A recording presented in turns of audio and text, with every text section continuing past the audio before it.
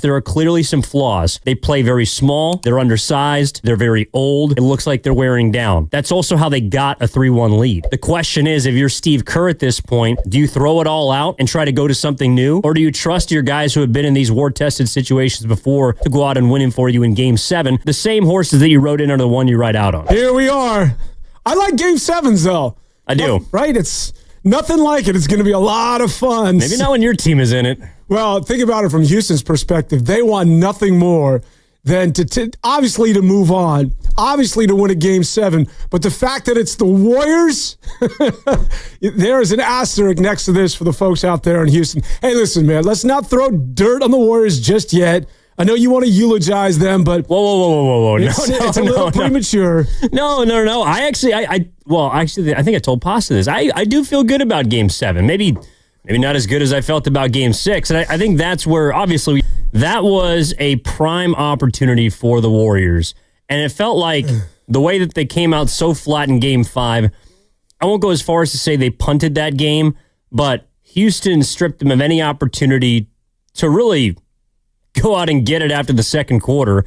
They pulled the plug in the third, and they put all their eggs in the basket of Game 6. They blew their chance last night. They blew their chance to get a potential few days of rest, which they were still going to be at a disadvantage going into the next series. And now they basically put themselves in another single game elimination scenario, just like they did in 2023 against the Sacramento Kings. They won that Game 7, but this is a very different Rockets team, Dan. It's going to be very, very challenging. They're going to be underdogs, and rightfully so. Can they win the game? Sure. Anytime you got Steph Curry on your team, you got a puncher's chance. And Jimmy Butler can drag you to a victory as well. Is it going to be easy? No. Is Houston the favorite? As I mentioned, yes. And there's a lot of things that are now working against the Golden State Warriors, and I want to get into all of them. But first and foremost, and primarily, it's the fact that the oldest team in the NBA, and I've harped on this all year long, that when you're old, and I always, I challenge anybody to show me a team that's been this old that made a serious run in the postseason and or got to the NBA Finals. I know people will throw San Antonio at me, but they had Kawhi Leonard, who was the NBA Finals MVP that year. The Warriors don't, well, they do, but it's Jonathan Kuminga, and he don't play. So there has never been a team this old that has made a run deep into the postseason. And the reason why, it's because of this. They need their rest. And as soon as this series shifted to 1 day off in between games, you could clearly see it took its toll, and it had an effect on the legs of one Steph Curry and Jimmy Butler. The stamina, specifically over the old players, manifested itself at different points in the game. For Steph and for Jimmy, it was in the fourth quarter. They had nothing left. I thought they're the only reason they were in the game for the first three quarters. Draymond, I thought, looked tired. He looked like a player that's been trying to guard 2 7-footers that are 50 pounds bigger than him for 6 games. That's what he looked like. And everyone else around them, Dan, just couldn't make a shot. The combination of Post, Pajemski, GP2, Hield, they combined to go 6 for 19 from three-point range. Meanwhile, the Houston Rockets shot 40%. Tari Eason off the bench hit 2. Jabari Smith Jr. hit 2. Fred VanVleet is doing a Steph Curry impression. This guy cannot miss. And the Rockets, when they make threes, are very difficult to beat in general, but especially when you don't have anybody that can match up with the size that they have to offer. And I'll say this about Steven Adams. Because I was looking at some numbers today. He is his efficiency as far as centers in the playoffs, it's him and Chet Holmgren. Yeah. Like, that's it. Like, he has been one of the most impactful players in this postseason. He's made the Warriors look like little boys. Yeah, he has the highest plus differential in the postseason in this series. He is amazing, man. I don't know why this guy keeps getting passed from team to team. Not that he's well-traveled, but this guy is such a difference maker. It's hard to cheer against Steven Adams. He's one of the most... He seems like the sort of guy that you would appreciate. He dropped an F-bomb at the podium. Well, I love that. He saw an Australian. But he's well-read. He's articulate. He's the last guy in the world to complain, despite the fact that people are hanging all over this guy.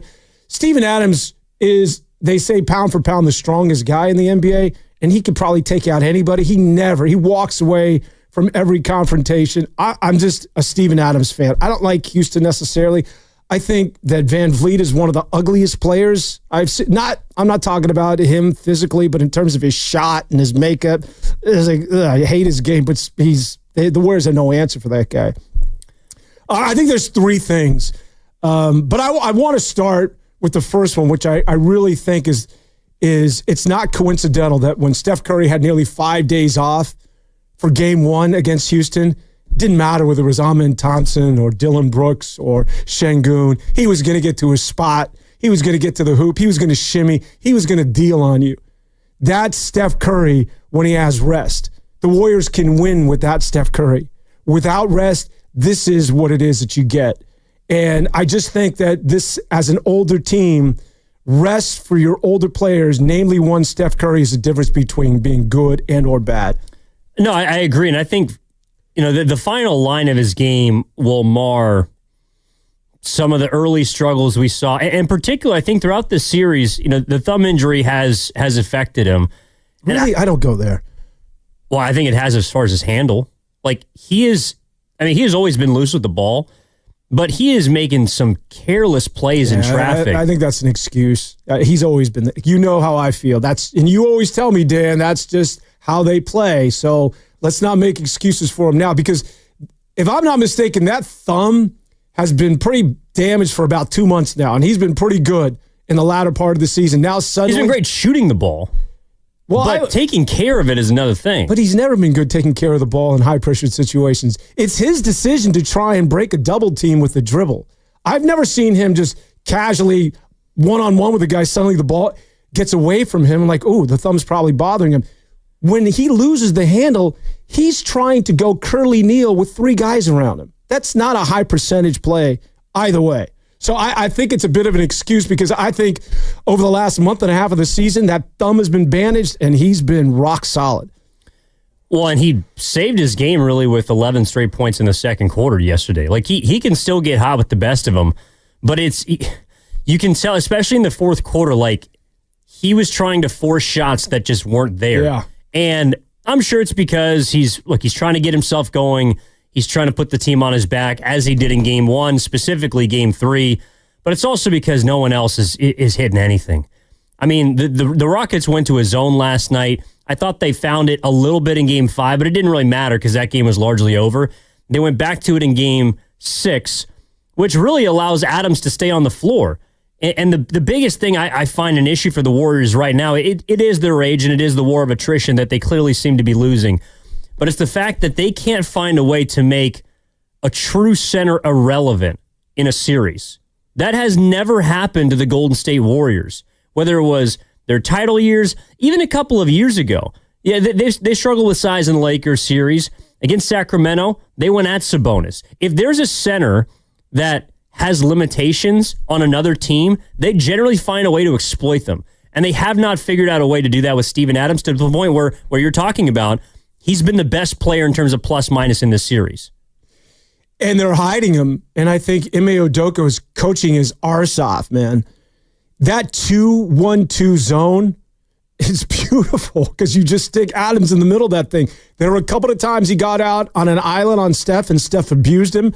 But for the most part, they're protecting him. And if you come into the paint, you've got to go through Steven Adams. And to this point, not only the Warriors, but anybody in the NBA has a low percentage of a success rate in terms of challenging that dude. The one spot of the floor that is available to the Warriors, because the Warriors have turned into Daryl Morey's Houston Rockets, it's the 3-ball, live and die, and feast and famine with that thing. They are not getting to the rim whatsoever. Nobody, aside from Steph. Even Jimmy Butler had little luck getting to the rim. But you know what's open? It's the mid-range, which has disappeared, not only from the Warriors, but in basketball in general. You cannot, with their length, whether it's Jabari Smith, Tari Eason, Amon Thompson, on the outside, they're going to run you off the line. You cannot shoot threes uninhibited against this team. You can get past that first wave, but If you go any further than that, you're dealing with Steven Adams. So in that 16 to 18-foot range, it's there. You can pull up and you can get some space on this basketball team. But guess what, Ev? Nobody does that anymore.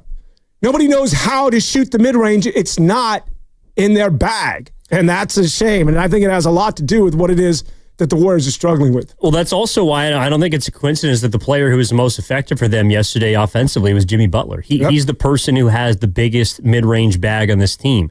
And to bring it back to Steph, I also think that is a sign of him being tired. He takes a lot of three-pointers when he does not have everything in the tank. Like, I actually think that the reason why he was able to go for 30 in game one, for 36 in game three, it's because he got to the paint. He got to the rim. And look, I'll credit Houston. It's a lot more difficult to do that when you got Steven Adams roaming around there. It is very difficult to do when you have someone, a 7-foot Aussie, basically playing safety back there. I think he's a New Zealander. New Zealander, down under, in.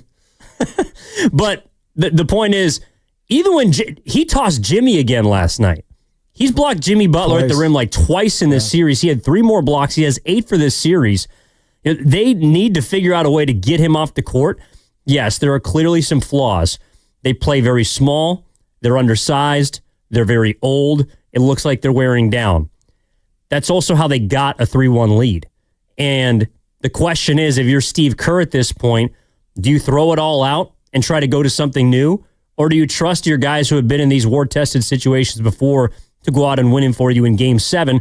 The same horses that you rode in are the one you ride out on. Yeah, those are 2 really bad choices. If you're going to Jonathan Kuminga and Trace Jackson-Davis at this point, which I think would be a smart move. I mean, how much can you expect out of these guys after not playing for this long? And then riding the GP2s and the Buddy Hields of the world, that's a scary proposition as well. Getting back to Steph Curry for a moment, I think that's a really, really smart point on your end, because it's easy to watch Steph Curry, and LeBron James used to talk about this. Hey, you know what? They're running you off the line, right? They're overplaying you. Get to the rim. Go to the rim. You know how much energy it takes, especially at age 37, to cross a guy over, get into the paint, bang, and do that on successive plays, or do that the majority of the game? That takes so much out of you. And again, it just gets back to what it is that I strongly believe is a big difference maker in this series. That as soon as it switched from one day off in between games, and that one day you're traveling 4 hours to the other side of the country to go to Texas and play in Houston, Steph Curry was no longer Steph Curry. And I really think that that's where we're at. Doesn't mean he can reach down and be special, because all the great ones can and bail you out into Game 7, but I really think it sort of begins and ends there.